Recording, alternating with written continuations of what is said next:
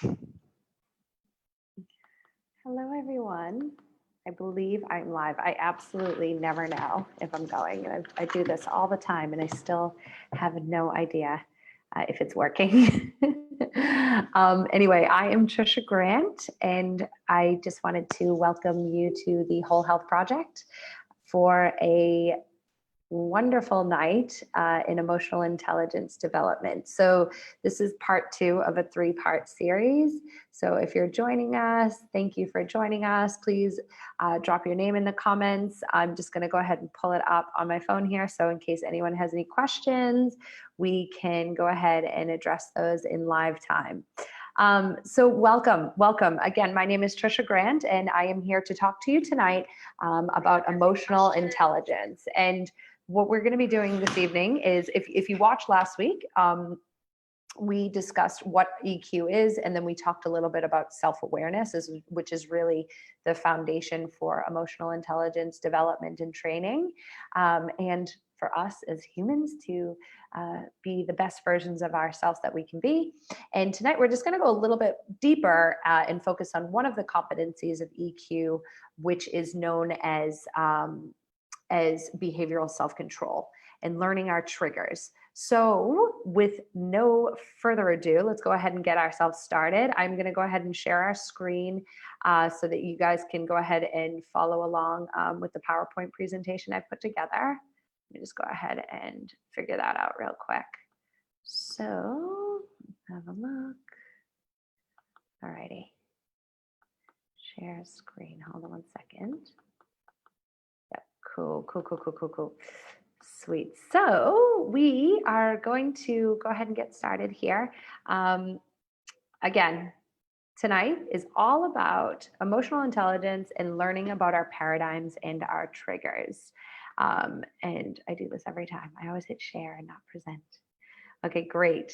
So we are up and running. Okay. Again, my name is Tricia Grant. I am an ISEI certified EQ trainer and co-founder of EQ Culture, which is a leadership development training business that myself and my business partner, Stephanie Pinto, run. And we, absolutely love it. It's fantastic, fantastic area to study. And hopefully you guys get a lot of insight from what I'm going to be offering this evening. So, all right. So again, a little bit about myself. My name is Tricia Grant. I'm an Institute of Social and Emotional Intelligence certified coach and trainer. And I also have a really cool, fun Facebook group called Emotional Intelligence for Leaders in Business.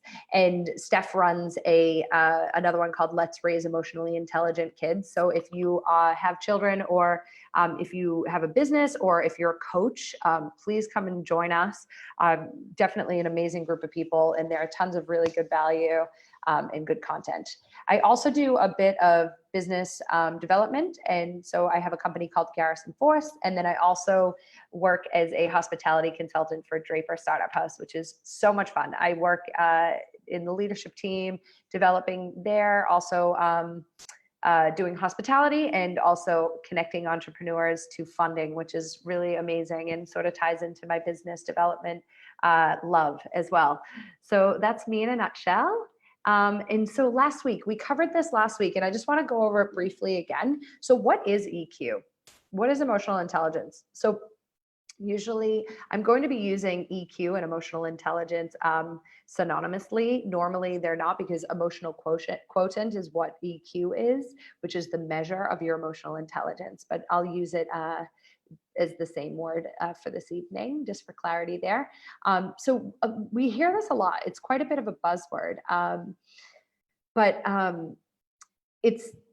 I love it because for me, it's quite measurable. I like the idea that we can take something like our emotions and actually really pinpoint it to find out exactly where our growth areas are. So emotional intelligence, by definition, is the ability to be aware of your own emotions and the emotions of others in the moment, and to use that information to guide your decisions, your actions, and your behaviors. And so that is the 3 words in there that really make a difference from what we are as humans and how we are measured in our emotional intelligence measurable is the words in the moment. So we all know what we should say, what we could say, and hindsight's always 2020, but it's in the moment and how we're able to filter our emotions so that we're responding as opposed to reacting. So that's what EQ is. I talk a little bit about the quadrants here. So we talked about this last week, so I won't go into it too much. But basically, there's 4 quadrants. So we have self-awareness and then self-management. And then we have social awareness, which is other awareness.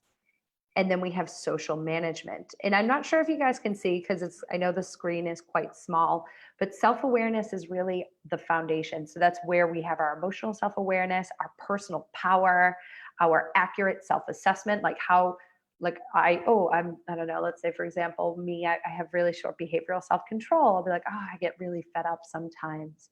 And so that's something I know that I have to work on and I have to deal with. So that's really the foundation. And then we have self-management. This is how we respond or we react to things. So again, behavioral self-control, which we are going to be covering this evening in depth, integrity, our innovation and our creativity, and our realistic optimism, our stress management. So a lot of these things are really coming up for us now. If anybody's watching from the US or, even anybody who's just been in quarantine for so long and dealing with all the weirdness that's happening in the planet, there's a lot of stuff that we're addressing in our self-management. And then we have our other awareness, which is our empathy, our situational awareness, how we give back to others. Oh, let me go back a slide. Which is our service orientation. And then we, of course, have relationship management, which I love and use a lot of that in the leadership development training that we do. And that's communication and interpersonal effectiveness, building bonds, coaching, mentoring, and of course, building trust. So again, that's what EQ is. And why do we need it? What are the benefits? There's so many benefits. I mean, it's ridiculous how many there are. It's job satisfaction. It reduces burnout. It makes us feel more resilient. We get more resilient. We are more stable. It cultivates extroversion, which is essentially meaning that, we're a little bit more confident in the way that we show up. We're a little bit more apt to speak our mind and be okay with however the person that we're speaking to reacts or responds to it, because we're so confident in who we are and in the way that we show up. And this is why emotional intelligence for me is really just a way that we describe really so much in that realm of self-development. It covers everything really. So as we just mentioned in the last slide. So those are some benefits. Cool. So let's get right into it. So we're going to talk about our strategy today around triggers. So what are triggers? Triggers are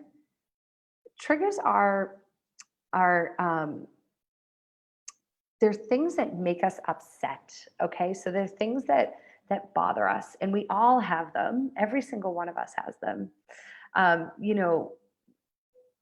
What does this look like? So triggers can be losing our temper. Maybe some people actually do the reverse and they don't lose their temper, but they go in and they can't communicate. They feel like they're being attacked. So this might look like a fight or flight scenario, right? Where you're either you're responding and you're getting upset about something, which is totally natural, completely okay, because your brain is trying to protect you from something, and something's frustrating you and it's making you feel anxiety. And then we start to release all the stress and all these stressful hormones in our brains, and ultimately can make us really have a really adverse effect on how we behave. So we talked about this a little bit last week as well, which was the 66-second rule, which is basically that everything takes just that amount of time for us to really get back into our space and feel good and take an extra moment. So this is what understanding your triggers is all about. So this falls into behavioral self-control. So what we really need to do is just take an extra moment here when we start to feel that heat in our body and we're starting to get upset, or we're starting to feel like we're just going to shut down and hide away. And we really need to look at our emotions as highly intelligent assessments of our inner personal functioning. So I'll say that one more time. This is a moment for us to understand that our emotions are a highly intelligent assessment of our inner personal functioning. I absolutely love that. My business partner, Steph, uses that quite a bit. It's such a great way of describing what our emotions are. They are telling us something. They are trying to tell us whatever that might be. So again, if you're angry, if you're feeling frustrated, it's okay. We're not here to say, oh, you have to be perfect. That's just totally unrealistic. But what it is that we're saying this is happening to me, and why is it happening? So knowing that all that information about triggers, let's go ahead and get right back into it. So I'm going to go ahead and reshare my screen again. So so triggers are understanding that your emotions are strongly influenced by your thoughts, actions, and behaviors. And I think as we become more enlightened and we start to really understand ourselves more, and also all about the way our brain works and how we respond to what's going on externally, you really do start to understand that your emotions are influenced by our thoughts. Sometimes I just actually take a minute. I'm like, why am I thinking that? Like, what, like, what am I actually thinking this for? And you can get down that rabbit hole of all these thoughts, right? And I talked about this a couple of weeks ago on my Facebook page, which is about rumination, which is when you maybe have an adverse thought and you just keep playing it over and over and over in your head. And then it actually starts to really affect your behavior, your actions, the way you think. And so that is the first thing that you really do need to start understanding about your triggers. Again, that's self-awareness. So again, being aware of your own emotions, making sure that you're really owning those, whatever those emotions may be. Learning our triggers. Okay, so this is a lot of fun, right? What we need to do in order to figure out what upsets us is actually ask ourselves, like, what gets us upset? It's not always super cookie cutter. You're not like, oh, this gets me upset every time. But I'll be honest with you, I just had a moment right now where my husband, I'm working, it's very late. My husband came to pick up my son, and I expected him here at a certain time, and he wasn't here. And I started to feel myself like getting angry, and I probably wasn't, it probably wasn't the best response that I had to that moment, but I'm aware of it. And I've said, hey, look, I know that I wasn't the best person in that stage, and I could have communicated a little bit better about how I was feeling, but I was expecting you to pick my son up at a certain time so that I could focus on work. The real emotional intelligent person would have taken that time in the moment to really, really, really think about what's upsetting you and giving yourself some time to work it out. So we can use questions that move us through being triggered. And these questions are awesome. I'd love to share them with anybody who wants me to email them. I've got this little thing that you can cut out and put onto your refrigerator. And I have friends, and I used to give stickers out at the events that I was running. And people have them like on their little computers right in front of them. And it's just the questions that we roll through that really kind of talk you out of having a negative reaction. So again, this is something over time you'll get better and better at, but they can be a little bit fumbly, these questions. But if you move through them whilst you're being triggered, you can actually see yourself, you can feel yourself calming down. So let's go ahead and go through these questions. These are so much fun to do in like a group of 2 or even like a group of 4. So if you are watching this and you want to take them down for your clients or even your husband or wife or your children, which is fantastic, go ahead and do so. So here we are. So what am I feeling? Okay, so this is a great question. So when you're starting to get super upset, like, what am I feeling? Like, I'm mad, I'm getting aggravated, maybe sad or like frustrated. Okay, well, what else? What else are you feeling?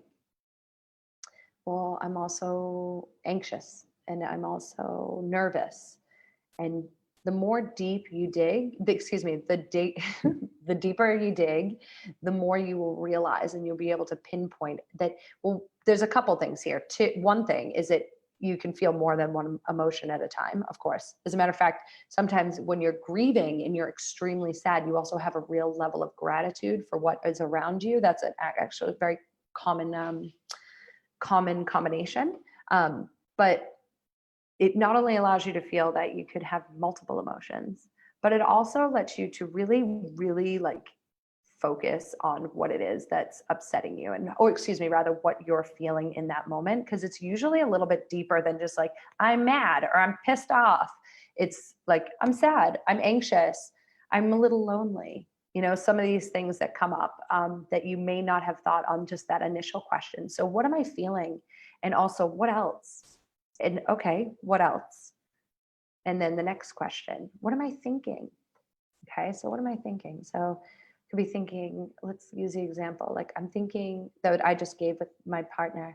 I'm thinking like he's not going to come and pick up my son, and my son's going to be here, and I'm going to be working again late at night, and I'm thinking a lot of things. I'm thinking that he doesn't value my time, and he doesn't want to communicate with me, and I'm thinking lots of things that are going through my head. What do I want to have happen? Okay, so this is a good question. Again, sometimes when you do these, they can be a little bit fumbly at first. So you really sometimes need to have a think about these types of things. And that's why I always recommend doing these exercises when the fire is out. So when there's no fire, just go ahead and do these exercises, because you know yourself and you know that one things that upset you. So you can practice these things when you're actually not upset. So what do I want to have happen? Okay, so I want my husband to call me and tell me that he's going to be late, and I want him to be here on time so that I'm able to work in peace. And then I want him to give me a big cuddle, and then I'll see him tomorrow morning, or whatever the case might be. And so that something like that, right? So this is what I want to have happen. Okay, so how am I getting in my own way of this? How might I sabotage this if I act out on impulse? Okay, so this is a really big one. So how am I getting in my own way? What usually happens? Two things usually. You shut down, no communication, or you act on impulse and you get angry and you react and you get fiery and you say stuff that you don't mean to, or you're trying to communicate and it's not working. And so there's a few different things that can happen. So those are some scenarios. And then the last question, what do I need to say or do to actually get me the outcome that I want? And this is where the real sort of talent and not talent, but I guess control and stability comes in. So what do you really need to do? So you have to think about that. Okay, hey, it's not going to work. If I shut down or if I start getting upset, maybe he'll get defensive or I'll get defensive, and then a fight's going to happen. I think we've all been there before. So what do I need to do to get the outcome that I want? Well, I guess I could do a couple things. I could maybe say nothing and just let it go, and I talk to him after. Or I could, approach it with love and just say, hey, let's go at this at a different angle, and say, hey, look, I maybe, and then also I could set some boundaries that say, hey, look, if we've said this and we're going to do this on nights that I work, maybe I need to communicate a little bit more about what my schedule is, so that he's able to pick them up and take them out while I'm working. And these are just some scenarios and ways that you can get yourself of whatever the situation is. So again, just quickly, what am I feeling? Number one, what am I feeling? Okay, what else? All right, and then what am I thinking? What am I thinking? Frustration, anger, sadness. What do I want to have happen? What do I want to have happen? What do I want to have happen? Okay, everybody wants a peaceful outcome, usually. And how am I getting my own way? And how might I sabotage that if I act out on impulse? We've all been there. We all know what that looks like. So how could you do that? How could you get in your own way? And lastly, what do I actually need to say to get me the outcome that I want? All right. So those are our triggers. All right. And then we're going to talk a little bit, just quickly, about shifting our paradigms. So, what is a paradigm? What is a paradigm? A paradigm is a set of beliefs or thought pattern that we usually have unconsciously. Okay. So, these are things that we may have grown up with. Okay. They dictate how we act, they dictate our emotions, they dictate a lot of our thoughts. So these are things that, I grew up with a family that was really hardworking. As a result, I used to believe until I moved to Bali and became heightenedly aware that hard work was the only way. It's the only way to get things done, right? And so when I see somebody maybe who's not working as hard as they could be, I might consider them, lazy, right? So that's a paradigm of mine. Another good example would be someone who really values sitting down at dinner time. Everybody sits at the table at the same time. Everyone, at dinner, they all sit together at one table. And that's something that you really take seriously. Dinner's at 7:00, and that's the way it should be. So these paradigms, these beliefs, they're patterns. We unconsciously have them, okay? Like sometimes we don't even know that they're happening. And the great thing is the further I get deeper into my studies, I'm really starting to work on perspective personally as a personal journey and a personal choice, especially with decentralization of workforce, where people are coming in from all different cultures and have all these different perspectives, all these different paradigms. And why do they exist? And how do we approach these paradigms with the help of maybe changing them for some people, and or allowing them to see people in I guess from their perspective. Okay, so just be aware that we all have them. They're in every area of life. Okay, we all have them. Just look at your beliefs, look at your expectations, whatever those are. They're there. Are they serving you? Can they be stressful? Change them. If they're stressful, change them. Okay, you're running this shit. You're running this show. You can change your paradigms if you want to. So some examples of what a paradigm is would be saying things like, people should always do this, or oh, she always does this. She never does that. He never does that. Oh my gosh, my boss only ever tells me terrible things. And like, we never chat about this. So that type of language, that really shut down, sort of closed mind language, is actually coming from a deeper rooted paradigm that you've had. And it's something that you're saying, they're not doing it enough for you, right? So they're not doing whatever that thing is enough for your fulfillment of your existing paradigm. Okay, so just be aware that you have them. Just be aware that you have these paradigms. Everyone has them. They're everywhere, and we have the power to change them. And if we do change them, if we also just come in with the attitude knowing that everybody has them, then we're just going to become more tolerant, right? Because you can actually, I'll give you a good example as well, is the recent killing in America with George Floyd. I actually said to myself, what happened to that police officer that made him feel like that was okay? Like, what was he so afraid of that made him feel like doing something like that to another man was okay?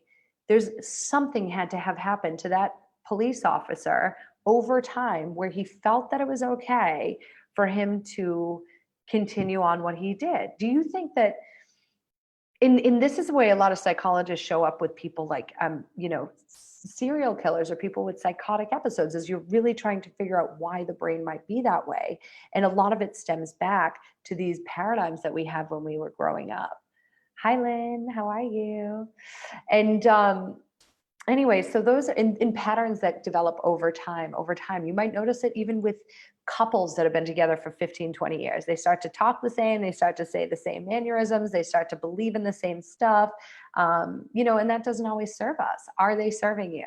So if you start to shift them and also just be way more empathetic and way more understanding from the perspective of another person, what their paradigms are, then you're going to really, really start to be much more tolerant of other people. So this is a great way for you to use this knowledge alongside the triggers that we just went through and say, okay, cool, why am I reacting this way? Maybe I have some deeper embedded thing that I believe in and it's making me upset. And why would maybe the person that triggered me do that, and why would I get triggered by that? Okay, so even in the case with the US right now, a lot of people are responding and reacting. They're reacting with anger, and though I don't condone it, but there's got to be a deeper reason. What's the deeper reason? Why are they reacting that way? So it can really be very fulfilling if you take that extra time to just actually really think on what our behaviors are, and you'll become much more tolerant and understanding, as you learn all this stuff about yourself and about other people. All right, and that is going to do it tonight. I know that was just a bit of a quick one. I just would love to offer anybody who's watching, we've got emotional intelligence jolts. They're for you and up to 8 members of your team, if you do have a team. And it's just a quick 30-minute introduction to emotional intelligence where myself and Steph would come in and work with your team. And it's about anywhere from between 4 to 8 people. And you're more than welcome to reach out to us at connect@eqculture.com.au if you're up for joining us for that. And we will be back next week. And next week is going to be all about emotional intelligence, learning your level of agility and growing your communication skills. So first class, as you guys know, session 1 was all about self-awareness and then learning about the 6-second rule. And then we also moved in tonight into triggers and paradigms and our behavioral self-control. And the next one is going to be about how do we communicate that and how do we use our own level of agility to communicate as best we can, and also use agility as sort of another rounder way of filtering your behavioral self-control and learning your triggers, because agility has a lot to do with how you respond in a situation where it's unknown. So stay tuned for that. Looking forward to it, and wishing everyone a really good night. And if you want, you can follow me on social. My Instagram handle is Tricia Grant EQ. I'm on LinkedIn at Tricia Grant. And of course, you can catch us on our Facebook group, Emotional Intelligence for Leaders in Business. And I think that is going to be me for the evening. If you want to get in touch, please just reach out. I'll be back same time next week. Looking forward to seeing everybody then. All right. Good night. Bye.